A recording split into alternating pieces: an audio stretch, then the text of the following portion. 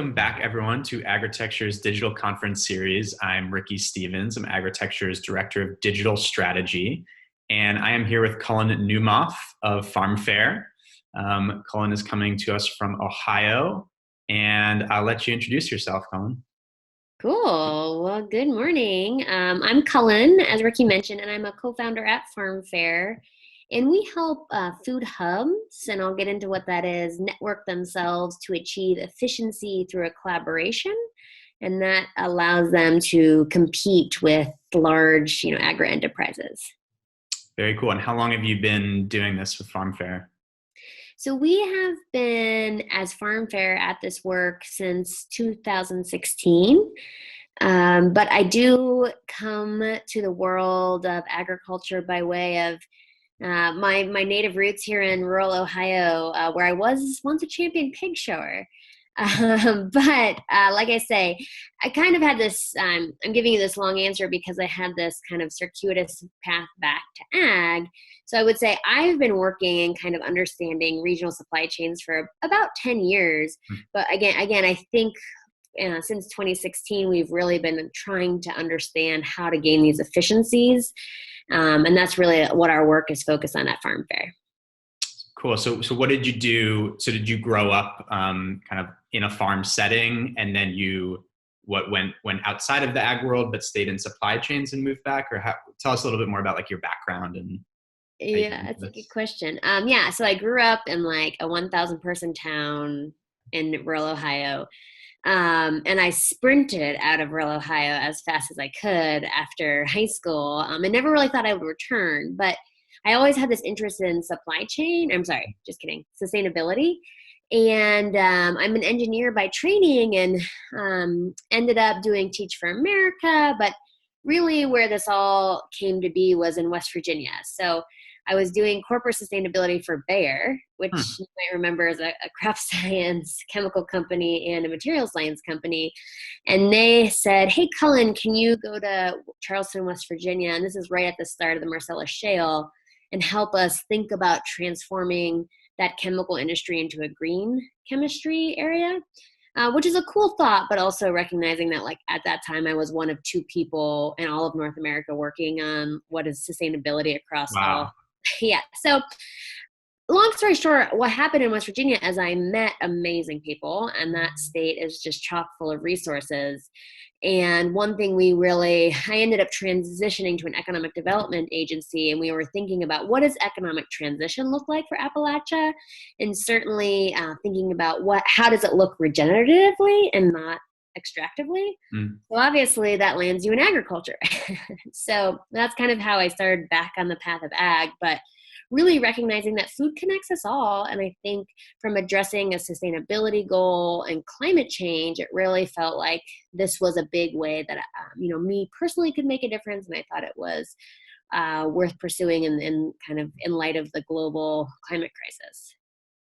Great. All right. Well, I'll stop the intro there. There's a lot more I want to ask, but I want to get into the presentation portion here first and let you tell the audience more about Farm Fair and how you got into this. So why don't you fire up your presentation? Great.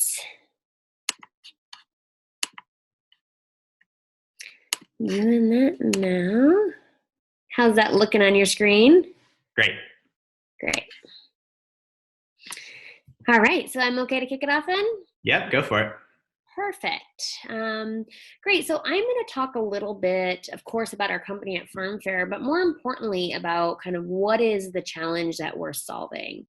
And I think generally, if I was going to describe you specifically, like what is that problem? It's that we're finally giving family farms market side data specific to their region to make appropriate production planning choices.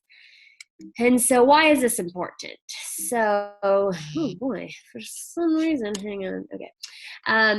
It's not a mystery, right, that when family farms try to sell their product, particularly into wholesale markets. So let's think about a wholesale market as a grocery store, a hospital, a public school, colleges and universities. These are large volume markets that couldn't really support the financial viability of family farms.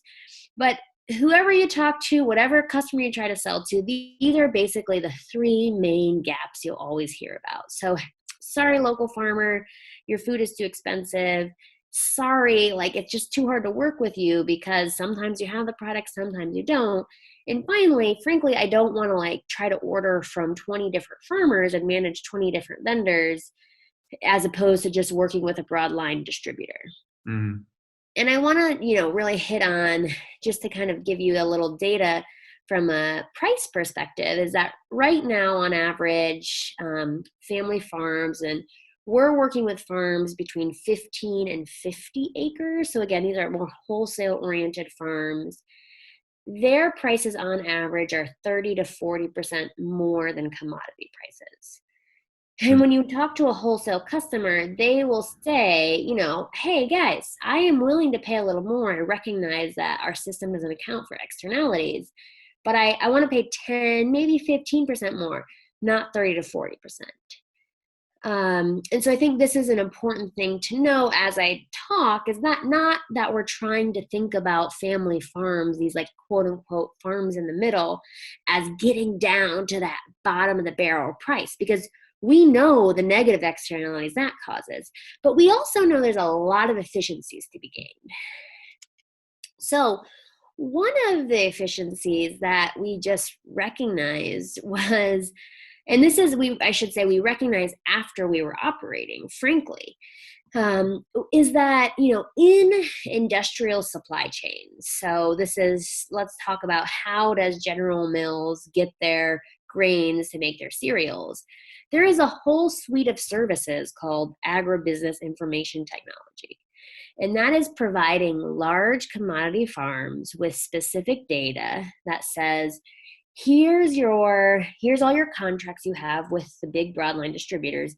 Here's the prices the end customer is receiving. Here's what, you should grow in order to kind of maximize any type of your insurance coverage as well. And no one is providing family farms that type of service. So family farms are largely left to guess every year. They literally guess what to grow every year. And yes, they're using some of their historical data specific to their own farm or talking, of course, to their value chain players. But largely, there's no coordinated effort to give them insight into what the market is demanding specific to their region, or what their fellow farms are growing. And just a couple of examples about that is, so I used to operate a food hub, and I promise we'll get to what that is. But generally, I have many examples of farmers on the same day calling me and saying like, hey, Cullen, I have, 5 pallets of zucchini to move. Can you help me? And interestingly, I obviously knew all the farmers, and I was like, hey guys, did you know your neighbors? You're all growing zucchini. You're flooding the market. The price drops. You have no place to move it. And so that's what we mean around like regional production planning, that we want farmers to grow what will sell and not grow what their other fellow farmers are growing. And so this is the role that farm fare is really playing in the regional food system. And, our thesis is that when farmers finally have access to regional market and supply side information, we'll finally start to achieve the price and volume efficiency specific to those wholesale customers. And so that's because now we won't have an extreme amount of waste being generated at the farm level, and farmers will have an idea of what to plant based on the price they're going to get, like novel thought, which will allow them to make better planting decisions that align with what those wholesale customers need and want.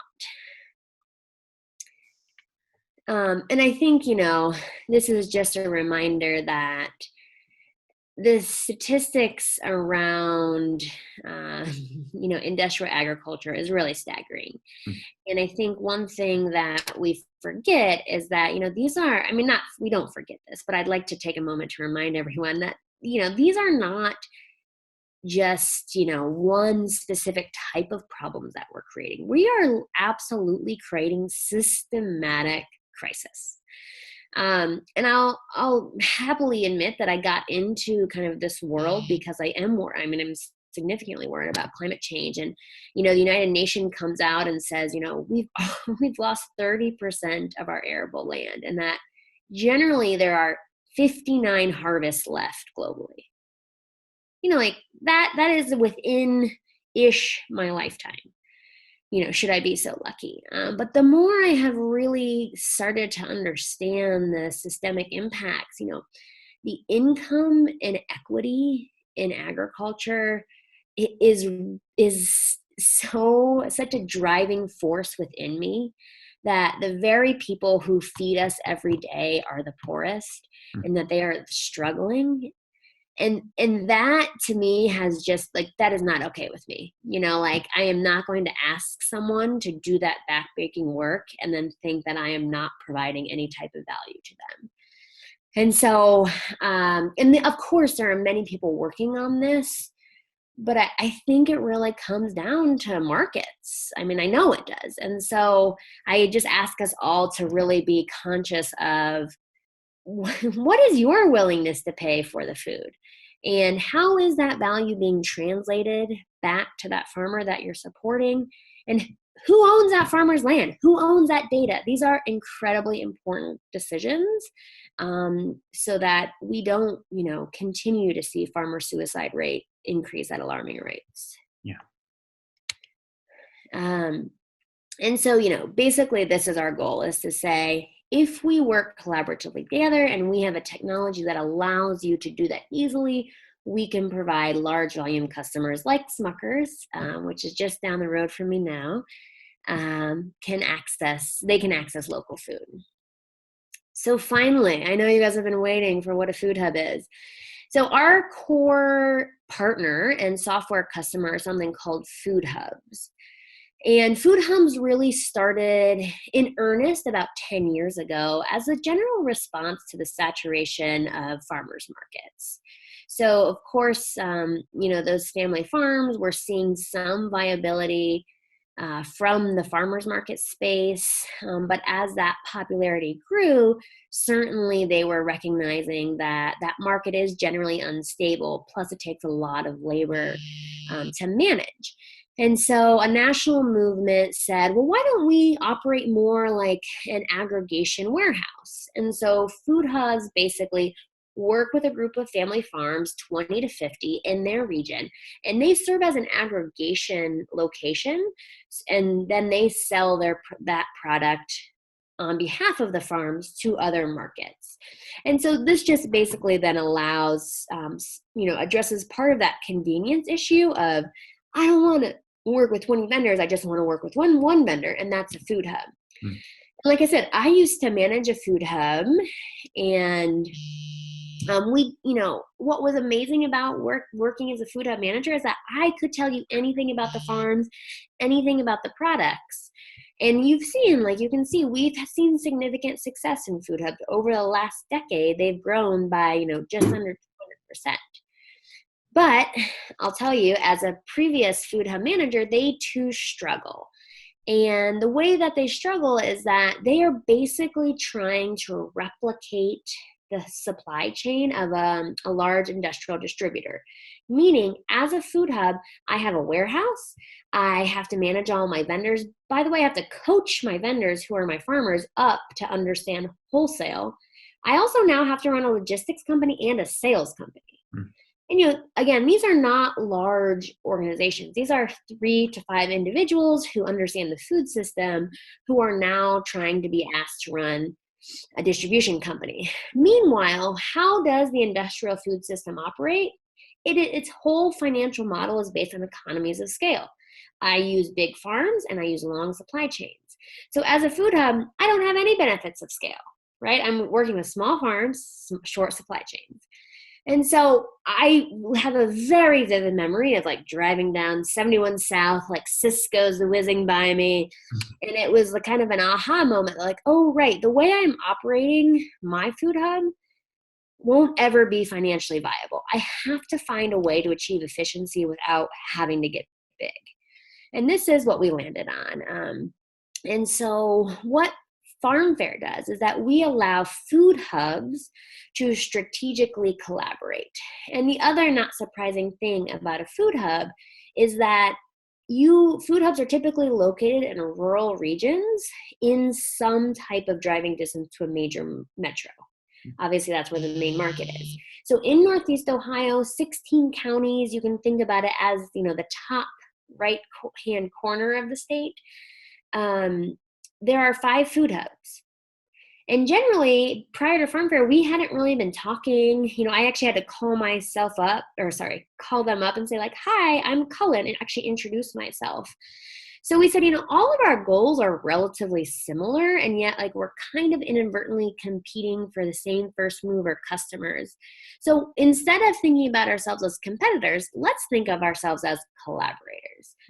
And so what our platform does is it allows a region to identify and convene existing assets in a region, including food hubs, including refrigerated trucks, including inventory.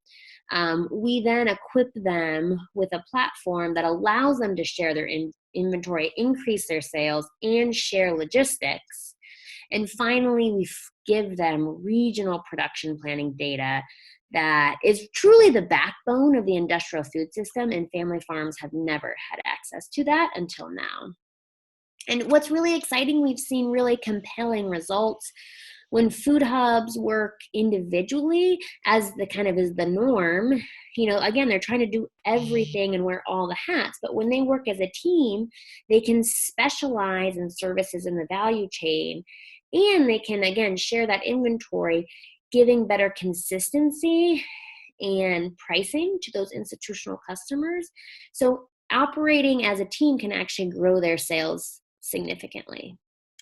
So generally what we say is we are equipping food hubs and family farms with economies of collaboration as a way to compete against the economies of scale of the industrial food system. This is a picture of our platform that you can see enables kind of regional sharing and collaboration. And this specifically is our updated version coming out in May, which is obviously much more, has an improved UI. But you can see here, this is a network view, right? So across the network, hey guys, we have lots of beets.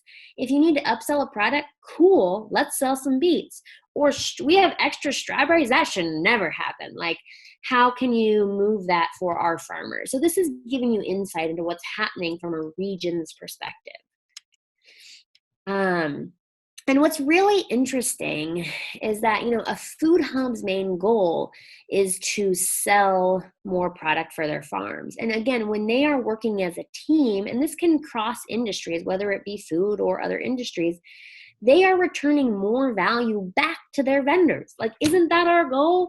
And they see their own profitability increase. So I urge us all to think more innovatively around, like, what does my competitor look like, and maybe actually if I work together we could do better together.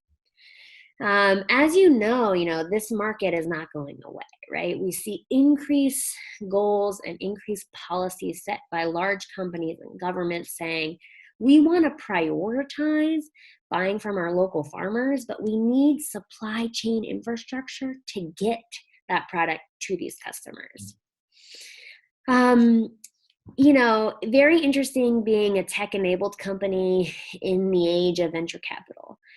And I have a whole lot to say about the venture capital and how that does or does not align with agriculture. But generally what we believe is that the very people who are driving forward our food generation, i.e. the farmers, the food hubs, they too absolutely deserve to grow their wealth through ownership. And so from a farm fair perspective, we want them to be part ownership of what we're trying to do. So we are pursuing a model called steward ownership, and there's a great report that we'll share with you about what does alternative ownership and alternative funding structures look like. Financing is what I meant to say. And generally what that means is that our company is owned by a trust. It's not owned by me. It's not owned by my co-founders.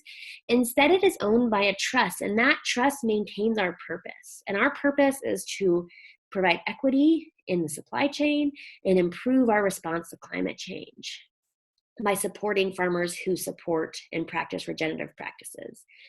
And so that is, every decision we make is guided by that purpose.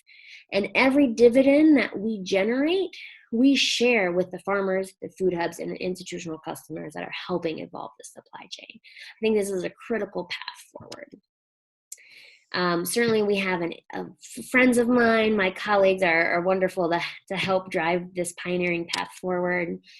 And we generally, of course, as I know so many of you on this call also believe that, improving our agriculture system is paramount to addressing our wealth inequalities and our climate issues. And it's going to take work, and it's going to take new ideas, and it's going to take constant willingness to not agree with well, that's not how it's done. Yeah, it's not. And that how it's done wasn't working.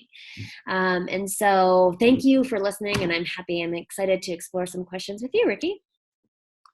Amazing. Thank you so much, Cullen. Yeah, wow, I have a lot of questions. Don't know if we'll be able to get through all of them. Why don't you stop sharing your screen, and then I can go into split mode here.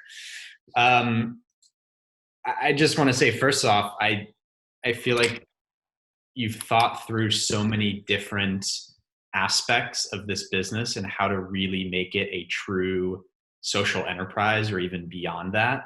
I love the idea of steward ownership. I hadn't heard that before. I love the term economies of collaboration. I want to start incorporating that into some of the things that I talk about.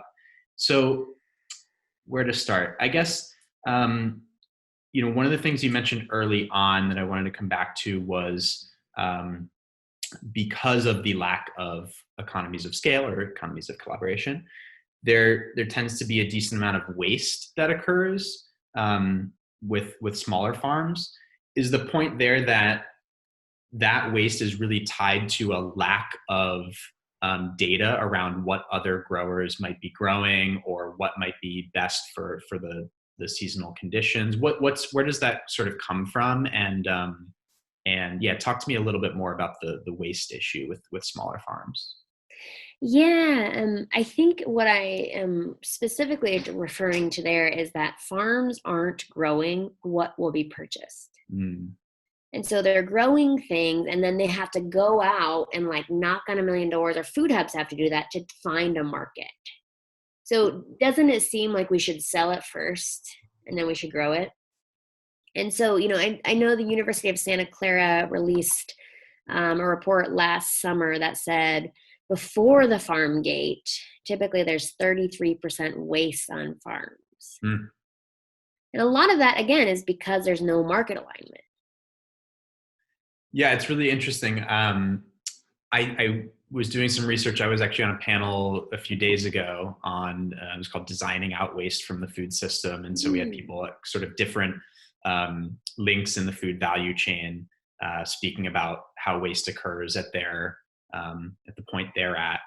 And one of the points that I made was, generally speaking, in more developed countries that have stronger supply chains, more access to refrigerated trucks and cold chain, for example, there tends to be less waste at the farm level. And so it's much more driven by consumers at a high level versus developing countries, right, where they don't have as much access to some of those cold chain, for example. So there's a lot more waste that can occur at the farm level. But in doing some research just for that panel, I actually found, I think it might have been the same report. It was a Civil Eats article, I think, that from last summer that was talking about the fact that actually the issue with some of that data is that it's farmer reported. And so they were mentioning a report, I'm not sure if it was the same one, where the data collection methodology they felt was a lot stronger. I think they were actually on farms and looking at that. So it's just interesting to see that, actually there tends to be a lot more waste that can occur. It's just that farmers might might be able to deal with that in a little bit of a better method, right? Returning those nutrients into the soil, for Right. example. Yeah. Yeah, there's a large, it's a 1,000-acre farm not too far from where I'm at now, and it's called the kind of like golden soil, right? It has amazing topsoil, and so there's lots of big farms out there, and they are growing specialty crops. But one summer, they had several acres of cantaloupes in the ground, but I'm not exactly sure what happened with the market, but they lost their market outlet. And so it was counterproductive for them to harvest it because that would be a labor cost. They didn't have a sale. But driving through that town in that moment where all of these melons were rotting into the ground, like you can't imagine that smell. Oh, So obviously, like that's a whole one thing, but like clearly that was creating a significant loss for them too, because right. they were like, we literally put all this labor into growing, and it's more advantageous for us to let them rot. So talk to me a little bit about that, because that's something that I think is also misunderstood is, okay, so why does waste occur on the farm? One aspect might be that you started planting something that you thought you could sell and you weren't able to sell it, right? That's one thing. But talk to me a little bit more about this labor issue, because this is a really big aspect of waste. So how does labor and maybe even policies around immigration play a role into waste? Yeah, I mean, like I think we've certainly seen more of this in the last 4 years. That generally, a large part of our specifically harvest for workforce is immigrants, and so when farmers haven't had access because of the significant immigration restrictions, particularly as of late, that has caused barriers on farms to getting their product to market because frankly they just can't get it out of the fields. Of course, in the wake of coronavirus, I've seen a lot of other reports around what happens when all of our farm workers get coronavirus. Mm. That is going to cause significant disruptions to our supply chain. And I think to your point, I think the average consumer doesn't recognize like all of the steps that have to go right to make sure that they have as much food as they want on their plates. And it's been really interesting talking to people, again, in the wake of this moment of Corona, who don't have much concern about the food supply chain. Like, oh, the grocery stores are still open. And it's like, okay, but there's so many steps before the supply chain or the grocery store that absolutely will get impacted. Yeah. So yes, I definitely think we have, especially orchards, orchards absolutely use a lot of immigrant labor, and that has become a hardship. So I want to also talk a little bit about inequity. I mean, this was also something that we brought up on the panel, is Mm. just the fact that on average farmers in this country earn a negative income, and a lot of that is driven from the drop in commodity prices over the last few years, right? So much of our farms in the U.S. are kind of large scale commodity farms, so that can have a big effect. But another stat that I've seen before is 11% of the food dollar, so 11% of basically what consumers pay for their food, ends up going back to the farmer. And that's just a staggering stat to me. Essentially, 1/10 of what we spend at the grocery store ends up going to the people responsible for growing the food. So, yeah, talk to me a little bit more about what some of the potential solutions. How can these stronger regional food networks, how can that help bring more of the dollar back to farmers without ideally driving up costs for consumers too much? Yeah, so I think one thing to recognize is that, as you mentioned, like that 11 cents on the dollar go to the farmer from the average dollar we spend. And, I think there's a variety of statistics depending on the crop. But Right. generally, like in the regional food system, and the way our business model works is that we return 75 cents to the farmer on every dollar. Wow. So that's orders of magnitude more than the industrial food system. And part of that is because there's significantly less middlemen involved. Again, the supply chain is not this cut and dry, like, oh, the farmer takes it to the distributor and the distributor sells it to the customer. Oh, no, that's like changing hands many times. Mm. And let's also talk about how expensive reefer trucks are, refrigerated trucks. That is an expensive asset, and you are trucking food from wherever, right? California, several thousand miles across the country to a large city like New York City. That is not cheap. And so that is why you're taking this big chunk from the farmer. But in a regional food system, their supply chains are much shorter, right? Our stuff is on average on the longest day, 4 hours, right? That is a much different expense model for how much your food costs. And so, again, I think it's definitely a misnomer or about why local food is more expensive. And part of it is because there's a gap in this efficiency, right? So farmers have to price their product higher because they don't know if their other crops will sell. But if we can promise, no, you'll definitely sell this, they'll be able to sell their product or, price their product lower. And so farmers aren't trying to price gouge anyone. They're just trying to kind of solve their own financial on-farm solvency as best as they can. And I think, I feel always like a cop-out saying this, but like so many other issues that we are facing globally, communication is a big deal, right? Farmers don't talk often to hospital procurement officers, right? Mm-hmm. They're like, I'm working on the farm. And so there's this gap in communicating this information from the buyers to the farmer. And that's, again, the role we're trying to play. But I think to your point, like the cost of food doesn't have to go up. It's just that we have to get smarter about matching supply and demand. That's a really helpful point. Okay, maybe one more question we have time for before we wrap up. You mentioned like the term specialty crops versus commodities, and that was something that I had never really understood very well until I got into. I figured specialty crops were like really unique things that I'd never heard before, right? But tell us a little bit more about how USDA defines specialty crops and how that ties to crop insurance. That was something you mentioned as well as the crop insurance effect. Yeah. So specialty crop, the best way to describe that is like anything we eat.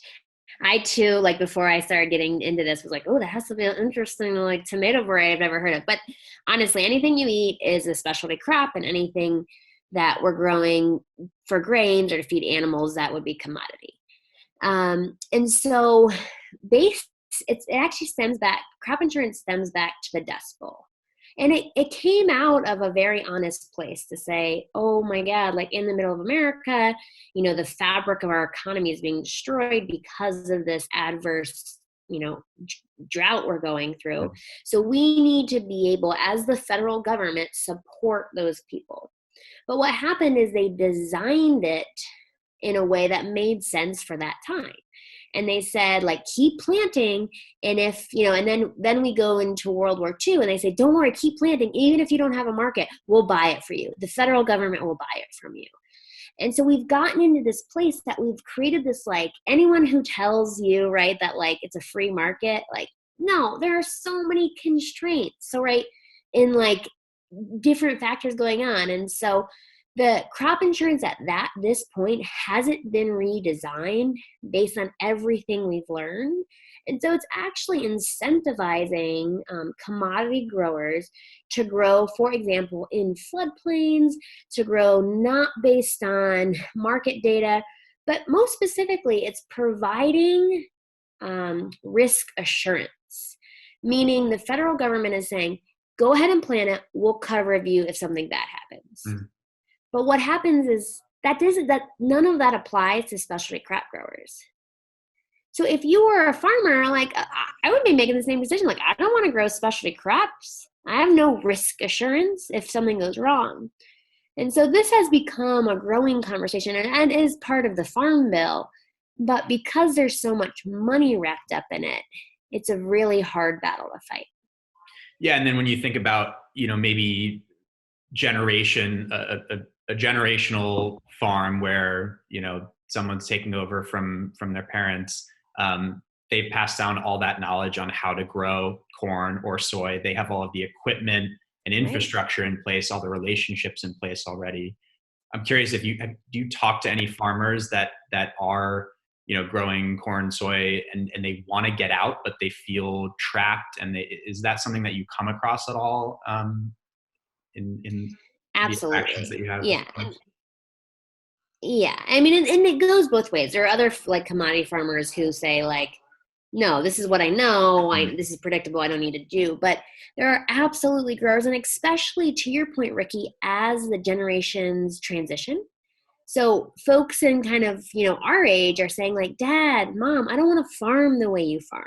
mm, But there's a tension, right? Like, well, how do I make that financially work? And kind of our thought on that is that you have to provide some type of certainty in the markets to make that transition possible. yeah. And so we've definitely talked to large commodity farmers about like, why don't you get into specialty crops by like growing on your buffer strips? So that's part of the land that you're not growing commodities on. But I think, we got to talk more about crop insurance to like Mm. accelerate that transition. Really interesting. Okay, like I said, I have so many more questions for you, but I want to wrap up here, and I want to let you give kind of a call to action. Like I said, we can provide maybe a link or two from some of these reports you mentioned. But any other call to actions? How can people get in touch with you? Farm Fair, where are you operating, and are you looking to expand to other areas? So leave our audience with some things that they can take away. Yeah, great. So I would just reemphasize to, I used to ask people to say like, ask, where's your food coming from, which is all true too. And, um, when you go to a grocery store and see, a half gallon or a gallon of milk for $7, like there's a reason why that's $7.